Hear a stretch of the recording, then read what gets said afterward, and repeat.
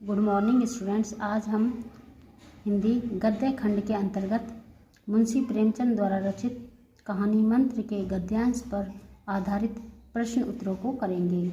आइए समझते हैं।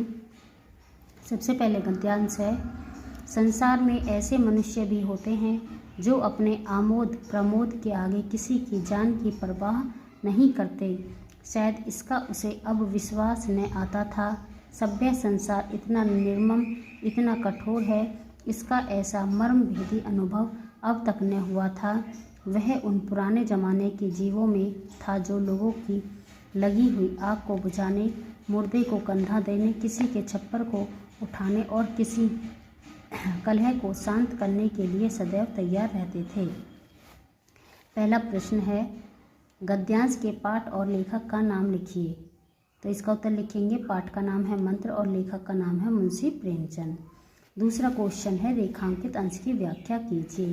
तो इस गद्यांश में जिन पंक्तियों के नीचे ये रेखा खिंची हुई है, रेखा अंकित है, हमें सिर्फ वहाँ तक की ही व्याख्या लिखनी है, लेकिन समझना पूरी ही व्याख्या को है, क्योंकि हमें आगे प्रश्नों के उत्तर भी देने हैं। तो आइए यहाँ से देखते हैं। देखिए,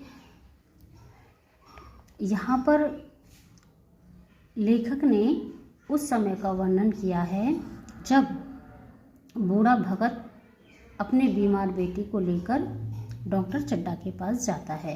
आइए देखते हैं कि डॉक्टर चड्ढा द्वारा बूढ़े भगत के बीमार बेटी को देखने से मना कर देने पर बूढ़ा भगत गोल्फ खेलने जाते हुए डॉक्टर चड्ढा को देखकर मन ही मन सोच रहा था कि विश्वास नहीं हो रहा है कि संसार में ऐसे व्यक्ति भी होते हैं जो अपनी खुशी और मनोरंजन के लिए किसी के प्राणों की तक की परवाह नहीं करते। सभ्य कहे जाने वाले समाज का कोई व्यक्ति इतना क्रूर होगा, इतना कठोर होगा, ऐसा हृदय को भेदने वाला अनुभव उसे आज तक नहीं हुआ था। यहाँ देखिए, ये जो है मर्म भेदी, तो यहाँ मर्म भेदी का अर्थ होता है हृदय को भेदने वाला। डॉक्टर जिसे लोगों का जीवन दान देने वाला समझा जाता है, वह गोल्फ खेलने की खातिर उसके पुत्र को मरणासन अवस्था में छोड़कर कैसे जा सकता है, अर्थात अपने कर्तव्य के स्थान पर मनोरंजन को महत्व देकर किसी को मरता हुआ छोड़कर कैसे जा सकता है। अब आपको सिर्फ यहीं तक इसकी व्याख्या को लिखना है, बाकी व्याख्या को आपको समझना है, क्योंकि प्रश्नों के उत्तर देने हैं।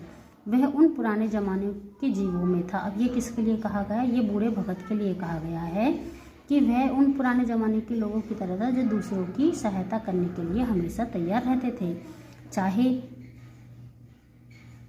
जो लगी हुई आग को बुझाने, मुर्दे को कंधा देने, किसी के छप्पर को उठाने और किसी कलह को शांत करने के लिए सदैव तैयार रहते थे। जैसे कि पुराने ज़माने के लोग जो एक दूसरे की सहायता करने के लिए हमेशा तैयार रहते थे, चाहे किसी के घर में आग लगी हो तो उस आग को बुझाने में, किसी के घर में अगर किसी की मौत हो जाती थी तो उस मुर्दे को कंधा देने में, किसी के घर के टूटे हुए छप्पर को उठाने अर्थात ठीक करने में, और यदि किसी के घर में लड़ाई झगड़ा हो जाता था तो उसको शांत करने के लिए हमेशा तैयार रहते थे। बूढ़ा भगत भी उन्हीं की तरह था।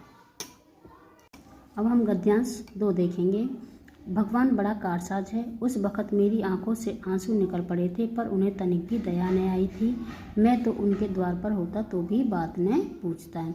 यहाँ पे प्रथम प्रश्न देखिए, गद्यांश के पाठ और लेखक का नाम लिखे, तो हमें वही लिखना है जो हमने प्रथम गद्यांश के प्रथम प्रश्न का उत्तर लिखा था। पाठ का नाम मंत्र और लेखक का नाम मुंशी प्रेमचंद।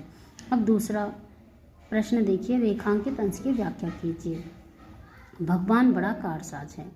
तो यहाँ पर आपको इसकी व्याख्या में लिखना है कि यहाँ लेखक ने उस समय का वर्णन किया है कि जब एक व्यक्ति बूढ़े भगत को आकर यह सूचना देता है कि डॉक्टर चड्ढा के लड़के कैलाश को सांप ने काट लिया है, और वह बूढ़े भगत से वहाँ जाकर कैलाश को बचाने लेने के लिए बात भी कहता है।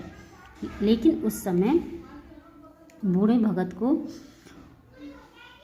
पुरानी बात याद आ जाती है, जब वह अपने बीमार बेटे को लेकर डॉक्टर चड्ढा के पास गया था, तो डॉक्टर चड्ढा ने उसके बीमार बेटे को देखने से इनकार कर दिया और वह गोल्फ खेलने के लिए निकल गए तब उस बूढ़े भगत का बेटा मर गया। और अब यहाँ पर उसने यही बात का वर्णन किया है कि उस वक़्त मेरी आंखों से आंसू निकल पड़े थे पर उन्हें तनिक भी दया नहीं आई थी। अर्थात अपने बीमार बेटे के मरने पर बूढ़े भगत की आंखों से आंसू निकल गए थे, लेकिन डॉक्टर चड्ढा को बूढ़े भगत और उसके बीमार बेटे के ऊपर बिल्कुल भी दया नहीं आई थी। मैं तो उनके द्वार पर होता तो भी बात नहीं पूछता। अब बूढ़ा भगत इस बात को दुख और बदले की भावना के साथ कहता है कि कल मेरा बेटा बिना इलाज के मर गया, लेकिन डॉक्टर चड्ढा को मेरे बेटे के ऊपर जरा भी दया नहीं आई, इसलिए यदि आज मैं उनके दरवाजे पर भी होता तो भी मैं उनके बेटे को देखने के लिए नहीं जाता। अब हमें नेक्स्ट क्वेश्चन देखना है। नेक्स्ट क्वेश्चन देखिए कि भगवान बड़ा कारसाज है से लेखक का क्या तात्पर्य है।